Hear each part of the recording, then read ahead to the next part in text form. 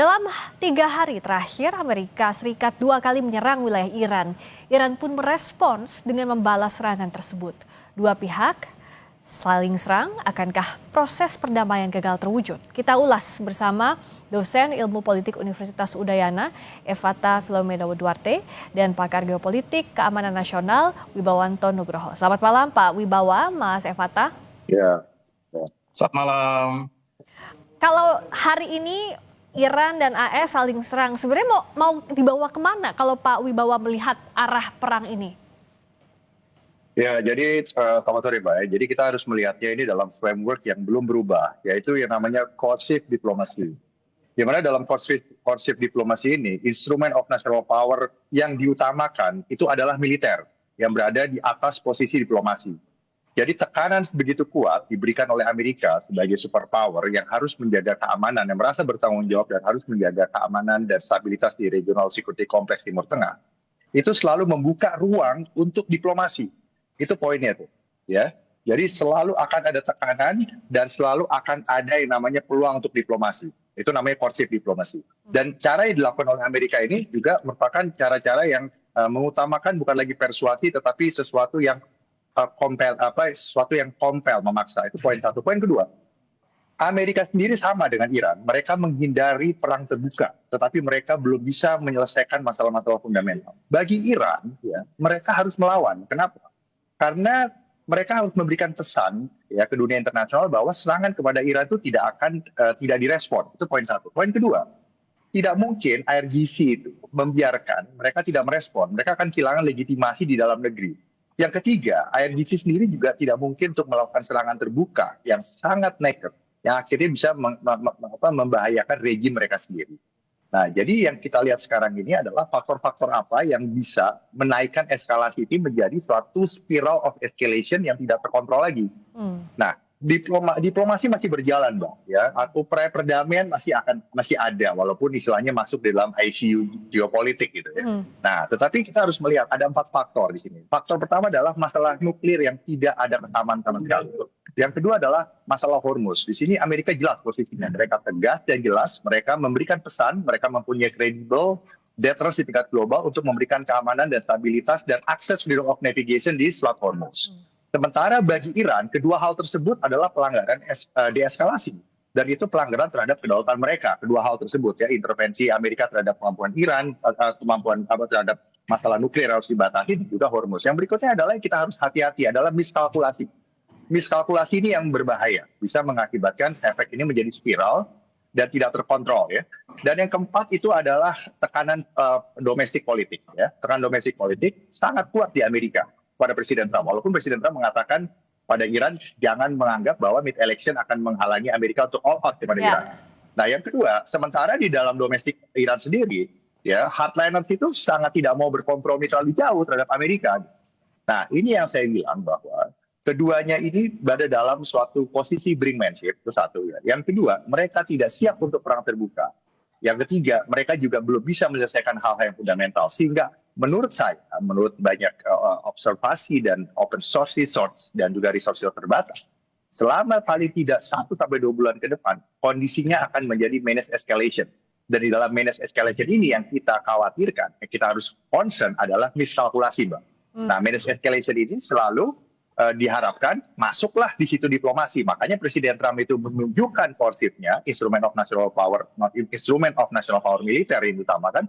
Sementara Rubio sebagai Menteri Luar Negeri menekankan bahwa kami tetap bersedia untuk berdiplomasi. Mungkin dari saya itu dulu, Mbak. Ya, mungkin Mas Evata.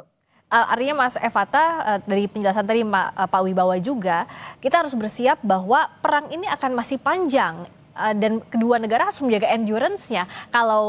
Kalau kita baca saat ini kan artinya tidak mungkin kedua negara tidak saling serang. Ini adalah suatu keniscayaan. Tinggal kita melihat apakah ada eskalasi yang bisa muncul dari apa yang terjadi hari ini, Mas Evata. Ya, pada dasarnya saya melihat bahwa serangan atau tekanan yang dilakukan dari kedua belah pihak itu sebenarnya cukup beruntun ya apabila kita cek baik-baik. Ketika serangan yang dilakukan memang menargetkan kepada pangkalan yang berisi pusat intelijen dan juga pusat koordinasi yang selama ini berada di Kuwait yang dihantam oleh Iran, ini adalah tanda sebenarnya bahwa ini adalah serangan balasan terkait dengan Bandar Abbas kemarin. Nah, maka dalam posisi kali ini, Iran justru menunjukkan bahwa mereka tidak benar-benar buta. Dan mereka tahu bahwa kami bisa menyerang siapapun, dan kapanpun, dan dimanapun. Nah, ini dia. Dan kita melihat bahwa sebenarnya Iran juga menggunakan salah satu rudal, ya, salah satu rudal Fatehnya, ya, dan juga ada satu rudal yang lainnya, dan juga mereka mencoba semaksimal mungkin untuk menunjukkan bahwa kami masih mampu untuk melawan. Dan dalam kondisi yang sangat pelik seperti ini, posisi dari Iran itu akhirnya membuktikan bahwa mereka sebenarnya bukan hanya siap, tetapi mereka tahu bahwa yang mereka lakukan ke depan adalah memecah aliansi strategis dari Amerika. Ketika negara-negara Timur Tengah ini semuanya itu bersatu padu dan mereka mengikuti keinginan dari Donald Trump, bahkan juga Donald Trump menawarkan ada Abraham Accords yang kedepannya nanti akan diikuti oleh negara-negara yang sama ini berkonflik dengan Israel. Ini sebenarnya kalau secara politik saya lihat ada suatu tanda gitu yang ingin dimainkan oleh Iran bahwa mereka berupaya semaksimal mungkin untuk menyampaikan bahwa kami masih memiliki opsi Samsonic. Ketika kami hancur, maka yang lain juga akan ikut hancur. Nah, ini dia. Maka sebenarnya posisi-posisi daya tawar yang ditawarkan oleh Iran dalam diplomasi kali ini ya tidak jauh-jauh dengan apa yang sudah ditawarkan sebelum-sebelumnya.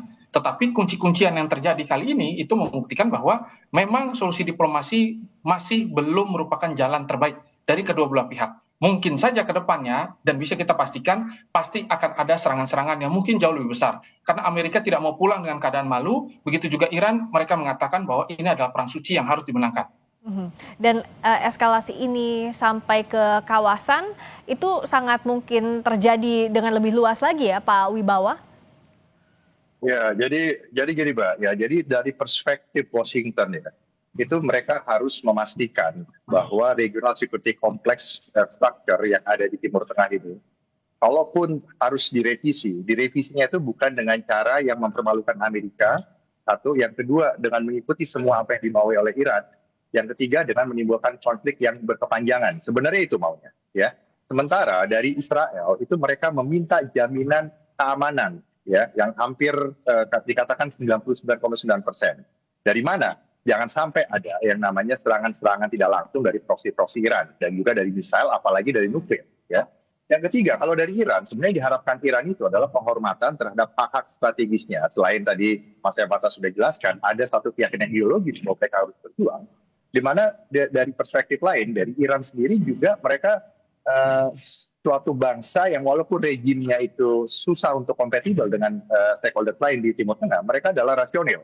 Di mana mereka harus melakukan perlawanan demi menjaga kehormatan bangsanya tuh. Dan yang berikutnya adalah mereka juga tidak mau melakukan diplomasi di bawah kelemahan atau di dalam posisi dipermalukan. Jadi mereka itu mau satu step mundur, mereka mendapatkan relief dari sanksi. Satu step mundur, mereka dapat yang namanya kompensasi untuk pengayaan uranium. Dan itu tidak dimaui oleh Presiden Trump. Presiden Trump mau mereka mundur 10 langkah, baru Amerika memberikan apa yang diminta oleh Iran. Jadi memang ini deadlock. Dan mengenai pelebaran konflik ini sangat mungkin. Kenapa? Karena di dalam perang itu ada yang namanya fog of war, ada yang namanya perhitungan-perhitungan konsekuensial. Perang, baik itu perang yang sifatnya limited, perang regional, bahkan perang dunia, Mbak, itu sering terjadi bukan karena suatu rencana, kontingensi sudah disiapkan, tetapi karena miskalkulasi dan persepsi dari pengambil kebijakan yang saat itu berkuasa untuk memutuskan dan menilai keadaan apa yang terjadi gitu, dan respon apa harus diberikan. Nah, jadi yang sekarang harus kita perhitungkan, yang pertama ya, nuklir itu sudah tidak mungkin ada deal. Ya. Yang kedua, sangat tidak mungkin dalam waktu dekat. Yang kedua adalah siapa yang mengamankan Hormuz. Nah, Amerika prioritasnya adalah mereka harus mengamankan semua aliansi di situ. Yang kedua, memberikan keamanan kepada pangkalan mereka. Yang ketiga, mereka mendapatkan jaminan freedom of navigation. Nah, itu Iran juga tidak terima begitu saja. Yang ketiga adalah miskalkulasi. Dan yang keempat adalah tekanan-tekanan di dalam domestik politik ya. Ya, jadi kita harus melihat 4 faktor ini yang mungkin yang pasti 99% confidence level akan mempengaruhi apa yang akan terjadi 30 hari ke depan. Nah, mengenai pelebaran konflik itu sangat mungkin terjadi, Mbak. Ya, kalau ini terjadi miskalkulasi poinnya. Walaupun semua pihak, Mbak, percaya sama saya, di Pentagon, di Teheran dan juga di Tel Aviv, mereka berusaha menjaga ini menjadi manage escalation. Jadi masalahnya adalah, pertanyaannya adalah, sanggup nggak mereka memastikan bahwa ini tidak menjadi spiral dari suatu keadaan yang tidak terkontrol. Itu aja. Ya. Itu. Nah, Ya, dan nextnya adalah how to manage, Mas Evata. Karena kan kalau dianggap oke, kita ini menjaga agar tetap termanage dengan baik itu eskalasi yang terjadi. Tapi kan miskalkulasi seperti yang tadi Pak Wibowo sampaikan itu mungkin saja terjadi. Dalam kondisi hari ini, celah apa yang harus diwaspadai soal faktor miskalkulasi ini menurut Mas Evata? Ya, pertama bahwa kita harus mengubah cara berpikir. Setiap serangan yang terjadi itu adalah serangan coba-coba. Tapi kalau saya mungkin berpikir bahwa semua serangan-serangan yang cukup presisi ya atau terarah itu memang ditujukan untuk melemahkan kemampuan. Maka saya juga ingin menyampaikan bahwa ada doktrin mowing the grass ya. Jadi ketika ada kemampuan sedikit langsung dipotong rumput itu. Nah, maka ini merupakan strategi yang selama ini dimainkan oleh Amerika Serikat dan Israel terhadap Iran. Tetapi Iran juga tahu bahwa setiap rudal yang masuk itu membuktikan bahwa mereka mampu memecah ya pertahanan anti udara dari negara-negara yang dianggap sangat superpower ini gitu. Nah, maka dari itu dalam posisi-posisi yang cukup pelik hari ini kita bisa melihat bahwa kedua belah pihak sebenarnya harusnya sama-sama menahan diri agar tidak menciptakan eskalasi yang tadi tidak bisa termanage dengan baik. Akan tetapi kesengajaan dari kedua belah pihak memang sudah mengarah pada upaya untuk menciptakan perang total begitu. Dan perang total ini sudah dipersiapkan oleh Iran. Dan Iran juga sudah hal ini disampaikan oleh Mostabah dan mereka sudah mengeluarkan satu dekret ya bahwa Iran tidak akan mundur sedikit pun terkait dengan masalah perundingan nuklir. Nah, ini kan akhirnya menjadi pertanyaan besar, kenapa diplomasi kali ini malah membahas terkait dengan masalah nuklir. Nah, otomatis posisi-posisi Iran yang sudah tidak bisa ditawar sudah bisa dibaca oleh Amerika. Maka serangan-serangan dilakukan oleh Amerika adalah serangan-serangan yang berupaya agar Iran mereaksikan sesuatu dengan jauh lebih besar. Dan Iran tidak sendirian, Iran juga berperang bersama dengan proksi-proksi mereka. Proksi di Suriah, proksi juga di Irak, ya, dan juga proksi-proksi di Houthi, ya, dan juga ada proksi di Lebanon sana, begitu, yang saat ini masih terus bertempur. Nah, maka dalam kondisi seperti ini, harapan dari Iran adalah dunia memandang bahwa mereka membutuhkan bantuan. Dan kita tahu bahwa ada sponsorship besar seperti Cina dan juga Rusia yang sebenarnya di belakang sudah memantau bahwa apabila kepentingan dari global ini akhirnya runtuh, hanya karena peperangan yang akhirnya tidak termanage ini, maka kedua belah atau negara-negara lain yang memiliki kepentingan terhadap energi mulai masuk. Nah, saya melihatnya bahwa Iran mengulur waktu dalam posisi seperti ini. Tetapi tidak diinginkan oleh Amerika, karena Amerika merasa kalau mereka terlalu lama memainkan perang di Timur Tengah, maka otomatis pertama mereka kehilangan simpati, yang kedua mereka terpaksa harus kembali dengan posisi tidak memenangkan peperangan secara maksimal gitu. Sedangkan doktrin mereka adalah mereka berharap agar satu kali serang mereka menang dan mereka mendapatkan kemenangan yang sangat clean gitu. Maka dari itu mereka dalam diplomasi pun mereka berharap kalau tidak ada good deal maka no deal. Nah, ini kan sebenarnya upaya untuk saling mencekik. Dan kita tahu dalam cekikan ini Iran cukup survive dan Iran tahu bahwa mereka masih mengontrol yang disebut dengan Selat Hormuz. Pak Wibowo pun melihat bahwa endurance Iran untuk menangkis serangan dari Amerika Serikat sejauh ini masih cukup baik, Pak Wibowo. Ya, jadi sekarang kita harus pisahkan juga nih ya, antara IRGC yang mana eksis dan bertahan itu karena konflik. Karena IRGC ini kalau tidak ada konflik pasti kehilangan relevansi geopolitik, relevansi ekonomi, dan relevansi legitimasi di dalam negeri. Ya. Nah, Amerika itu memberikan pesan dengan bahasa yang dimengerti oleh IRGC, yaitu kekerasan. Itu poinnya. Ya. Nah, jadi tinggal sekarang kita melihatnya terserah aja. Apakah ini mau dibilang managed escalation atau kenekatan untuk berperang dengan konsekuensi menjadi perang total, bahkan perang regional terbuka dan mengarah kepada perang dunia, di mana tadi sudah dijelaskan ada komponen proksi, ada Rusia dan Cina yang mengintip, ya. Tetapi yang kita perlu garis bawahi di sini bahwa Iran sendiri ini juga tidak lepas ya ini semua ya, tidak hanya Iran ya, karena ini geopolitik. Geopolitik itu kan semua berbasis kepada ideologi yang melahirkan interest masing-masing bangsa negara. Yang kedua adalah mereka menggunakan informasi untuk mencetak narasi. Nah, sehingga akhirnya dengan narasi yang berkembang di tingkat global, mereka berusaha memajukan agenda masing-masing. Sehingga apa yang disampaikan itu belum tentu merefleksikan keadaan sebenarnya. ya, baik itu Presiden Trump, baik itu Teheran, dan baik itu Tel Aviv. Tapi kalau kita lihat jernih ya sekarang sebagai orang Indonesia, kita lihat jernih. Equilibrium yang perlu dicapai itu ada 3, Mbak. Yang pertama adalah Amerika itu ya harus tetap terlihat kuat. Itu yang dimau Washington ya. Dan di mana memang ada perpecahan di situ bahwa hawkish Republican itu mengatakan bahwa ini adalah prophetic war, sesuatu yang sudah dinubuatkan, harus terjadi perang ini ya, dan harus dengan bahasa kekerasan karena Iran tidak bisa lagi dipersuasi. Nah, dari Iran selesai, masalah banyak di dunia ini akan selesai. Itu keyakinan mereka. Sementara dari kelompok Republikan yang mengutamakan MAGA, American Against the Game, mereka juga tidak mau Amerika terlibat terlalu jauh dalam perang yang berlarut. Gitu. Nah, dan Pentagon juga melihatnya tidak bisa perang terbuka. Ini harus dihadapi dengan Special Operation and Low Intensity Conflict dari kalangan Profession of Arms atau Professional Military Establishment di Amerika di Washington. Nah, sementara dari Teheran itu tidak mau kehormatannya itu hancur gitu. Mereka akan menunjukkan kepada dunia internasional dan juga domestic audience bahwa dengan mereka bernegosiasi, artinya mereka berhasil mengeluarkan deterrence untuk mengajak superpower itu bernegosiasi. Jadi harus ada kehormatan juga dari sisi Teherannya. Ya. Dan yang ketiga dari Israel, yang diminta Israel itu adalah mereka dijamin, diakui kedaulatannya dan tidak diserang lagi oleh proksi. Nah, ini yang harus dicapai equilibrium ini oleh Trump. Nah, kalau tidak bisa, konflik ini akan berlanjut terus, Mbak. Nah, dengan special operation and logistic conflict, tetapi dengan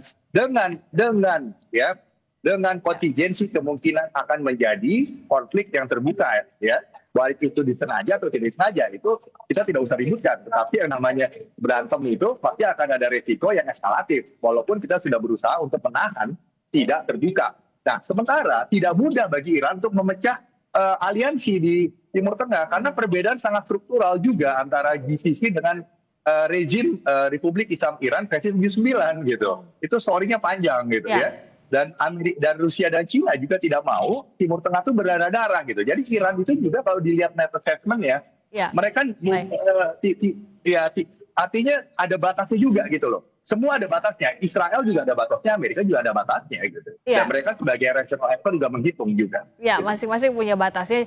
Yang diinginkan jangan sampai Timur Tengah berdarah-darah. Tapi bagaimana akhirnya sejauh ini seberapa bisa baik itu Rusia, Tiongkok maupun Israel masuk ke pusaran ini? Sejak awal kan baik masing-masing pihak ini sudah coba masuk dalam bentuk negosiasi ataupun apa itu bentuknya, tapi belum mencapai titik untuk bisa menghentikan atau setidaknya menuju menghentikan perang yang terjadi ini.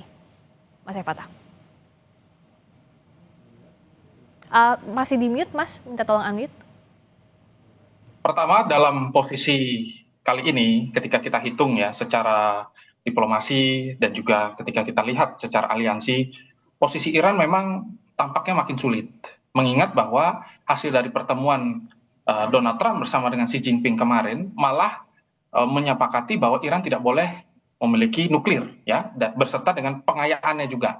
Nah, begitu juga ketika hal ini dalam beberapa laporan-laporan khusus kita lihat bahwa sebenarnya Moskow juga tidak berharap nanti ke depannya kontrol terhadap Selat Hormuz ini ada di tangan dari Iran itu sendiri. Akan tetapi kalau secara backbone ya, kedua belah pihak itu sebenarnya saling mensupport satu dengan yang lainnya selain dari sisi intelijen dan juga dalam persenjataan dan juga teknologi.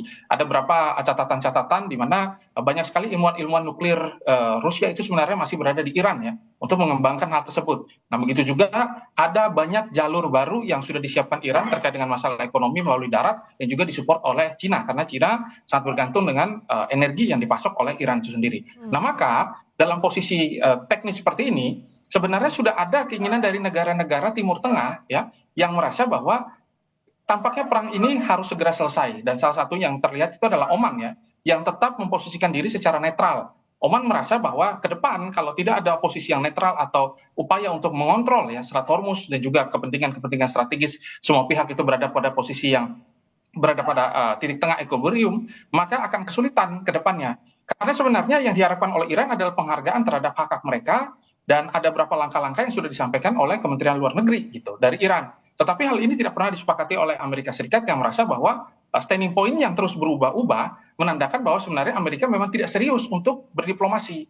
Amerika sangat serius untuk melakukan serangan-serangan yang lebih terukur dan juga terprediksi ke depannya begitu. Dan mereka merasa bahwa mereka harus menang total dalam peperangan kali ini. Maka ketika kita melihat dalam situasi yang cukup pelik ya, negara-negara yang memiliki kepentingan inilah yang diminta oleh Iran ya terkait dengan masalah energi untuk mulai bersuara. Tetapi siapa yang mau berani bersuara dalam kondisi seperti ini? Tidak ada. Maka Iran malah menyiapkan opsi untuk melakukan perang total gitu. Kalau memang dalam posisi-posisi yang sangat sulit ke depan, maka satu-satunya cara adalah memberikan pembalasan begitu, dan ini adalah sesuatu yang tidak bisa mereka hindari begitu, karena ini satu-satunya langkah yang bisa mereka ambil. Nah, Amerika merasa bahwa kali ini diplomasi itu sudah cukup untuk mengganggu stabilitas dari Iran begitu, mengingat bahwa dalam kondisi yang cukup pelik tiba-tiba Donald Trump menawarkan hal-hal yang tidak bisa, Abraham Accord ya terhadap Israel dan lain sebagainya. Nah, ini kan sebenarnya tanda bahwa keinginan dari Amerika adalah untuk mengacaukan posisi daya tawar dari Iran, dan kita tahu bahwa diplomasi jenis apapun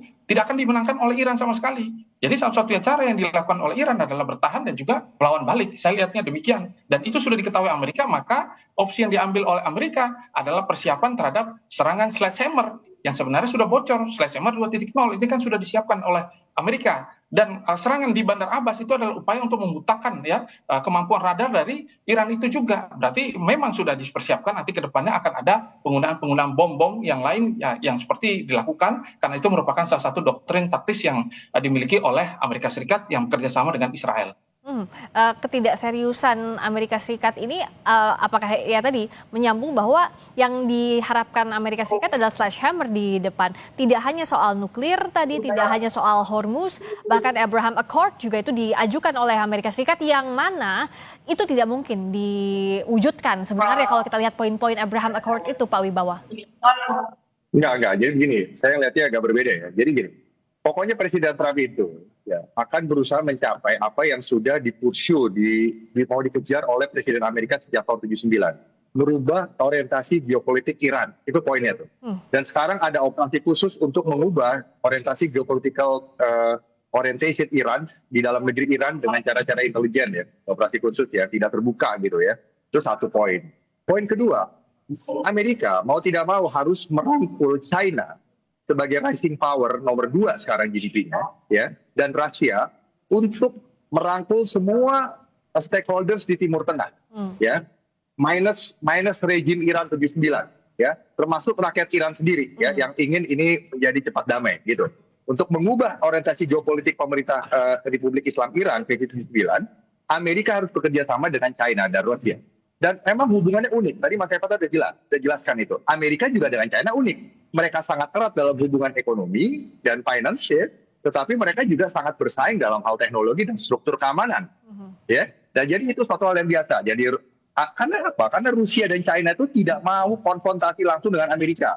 Mereka tidak mau Iran juga punya kemampuan nuklir, senjata nuklir. Mereka hanya mau Iran itu mempunyai kemampuan yang diambang batas, cukup mengganggu konsentrasi Amerika, itu poinnya. Untuk menjadi balancing power kepada Amerika di Timur Tengah, itu bagus, itu perlu juga dalam teori ilmu sosial ya, itu perlu namanya balance of power ya. Tapi mereka juga tidak mendukung Iran ya untuk berperang terbuka, karena Cina ini juga tidak mau perang sampai sentennial kedua, yaitu 2049 ya, 100 tahun Republik Rakyat Cina. Ya, begitu juga Rusia, mereka juga tidak mau lagi ada keributan yang melibatkan mereka di Timur Tengah, karena mereka sedang menyelesaikan urusan mereka di Ukraina, di Eropa. Nah, jadi kondisi ini yang harus dimanfaatkan oleh Amerika, makanya mereka mendevice Abraham Accord ini, mengajak semuanya untuk mengakui kedaulatan Israel, yang saya baca ini ya di mana White House dengan inner circle Presiden Trump ya, dan wider ring di White House saat ini, dengan tanda kutip ya, dengan cara ikut merangkul China dan Rusia dan semua negara di Timur Tengah untuk yang tadi Mas Eva bilang menyudutkan Iran, itu poinnya itu. Nah, sehingga yang penting Iran itu geopolitik orientasinya berubah. Mau siapapun yang berkuasa itu nggak penting buat Washington. Yang penting buat Washington itu orientasi geopolitik Iran itu berubah, tidak lagi seperti versi tahun 79, itu poinnya. Nah, kalau nanti mereka sudah sangat dekat hubungannya, nuklir pun minta mungkin dikasih gitu. Makanya saya bilang Amerika itu tidak takut kalau Kanada yang di sebelahnya punya nuklir. Kenapa? Karena mereka secara norma, identitas, behavior itu sama. Itu konstruktivis bisa menjelaskan itu tuh. Nah, tapi kalau ada negara yang jauh dari Amerika mempunyai senjata nuklir tetapi sangat berbeda norma, sangat berbeda interestnya, sangat berbeda behaviornya. Ya, Amerika pasti sebagai superpower tidak mau, karena itu akan mengubah order di dunia ini dengan cara-cara yang sistemik dan violent gitu loh, dianggapnya begitu. Nah, boleh ada perbedaan, boleh ada yang namanya ketidaksepakatan, tetapi paling tidak diselesaikan dengan cara-cara yang menggunakan kekerasan. Itu kan sebenarnya teori dalam democratic peace theory itu.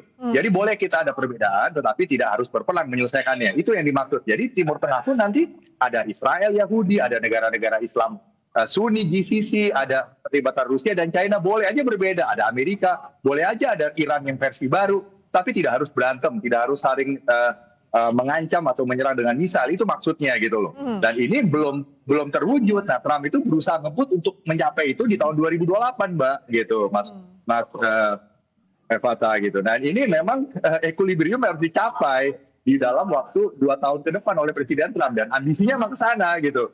Gitu loh, Mbak. Dan makanya ini berbagai macam cara dilakukan untuk itu. Dan kita harus tahu Presiden Trump itu menggunakan pendekatan kuantum. Jadi berubah-ubah itu biasa buat dia gitu. Itu bagian dari Madman Theory itu. Madman Theory yang pernah digunakan oleh Richard Nixon waktu perang Vietnam. Itu dulu dari saya.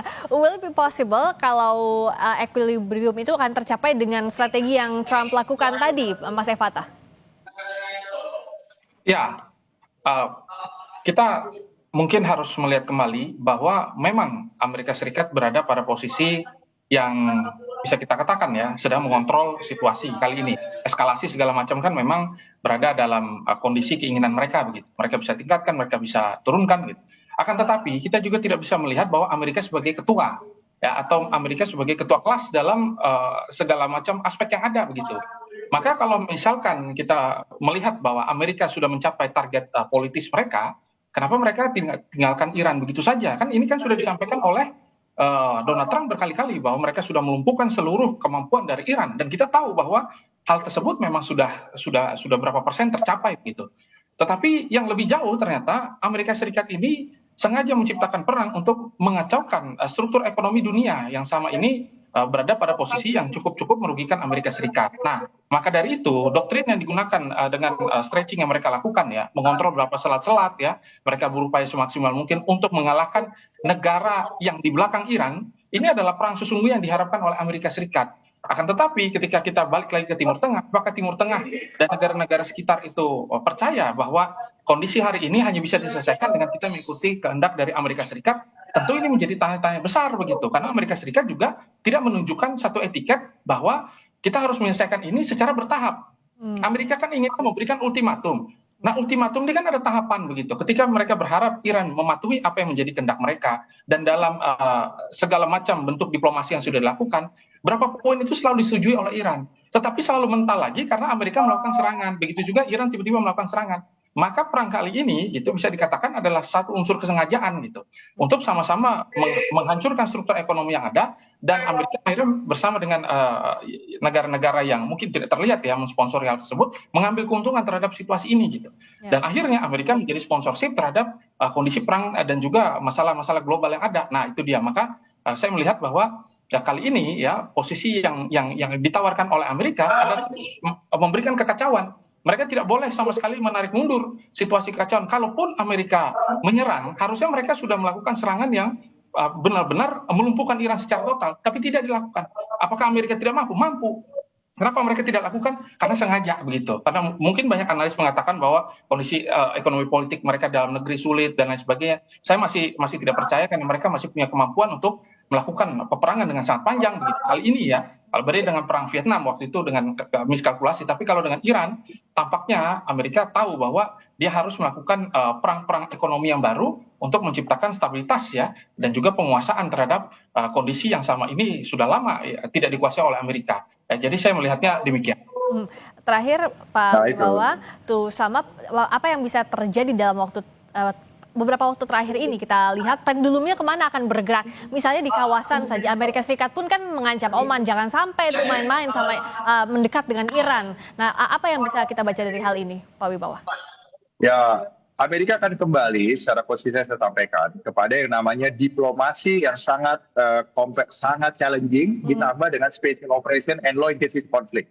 Jadi tadi dijelaskan oleh Mas Evata itu yang saya sebut sebagai special operation and low intensity conflict. Mereka tidak akan dulu menyerang dengan high intensity konflik sekarang. Mereka akan melakukan yang namanya operasi special operation dan low intensity konflik, operasi-operasi khusus dengan satu tujuan, Mbak. Orientasi geopolitik Iran itu berubah dari dalam. Itu poinnya tuh. Nah, itu poinnya. Jadi itu akan terjadi ya, dan efeknya itu bisa sampai dunia. Iya, itu betul yang dikatakan tadi, karena memang di strategi keamanan nasional Amerika tahun 2025 sudah dibilang bahwa Trump akan menggunakan yang namanya integrated deterrence untuk membuat pemaksaan atau namanya compelling arsitektur untuk mengubah apa yang perlu diubah, memperbaiki apa yang perlu diperbaiki dalam perspektif Washington ya, dalam perspektif presiden Trump ya, termasuk di Timur Tengah, dan khususnya sudah menyebut bahwa yang namanya ancaman itu ada 4. Yang pertama adalah facing threat, itu pertama adalah dari China, yang kedua adalah managing threat itu dari Rusia, dan regional threat itu adalah dari Iran, dan yang namanya nuclear threat yang managing itu datangnya dari North Korea. Jadi 4 itu akan dibereskan oleh Trump dengan cara masing-masing, dan yang sudah dimulai dengan kekerasan adalah Iran.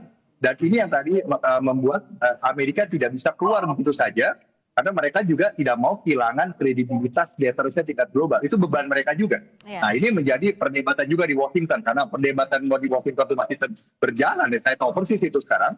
Makanya sekarang Trump itu buying time dan melakukan special operation and low intensity conflict. Dia tidak mau all out dulu sekarang. Itu poinnya, Mbak. Dan dalam waktu dekat dipastikan tidak ada yang mau keluar dari gelanggang terlebih dahulu ya. Tidak. Baik, terima kasih atas perspektifnya pada malam hari ini, Pak Wibawanto Nugroho, pakar geopolitik dan keamanan nasional. Terima kasih juga Mas Evata Filomeno Duarte, dosen ilmu politik Universitas Udayana. Selamat malam. Terima kasih. Selamat malam, Bapak.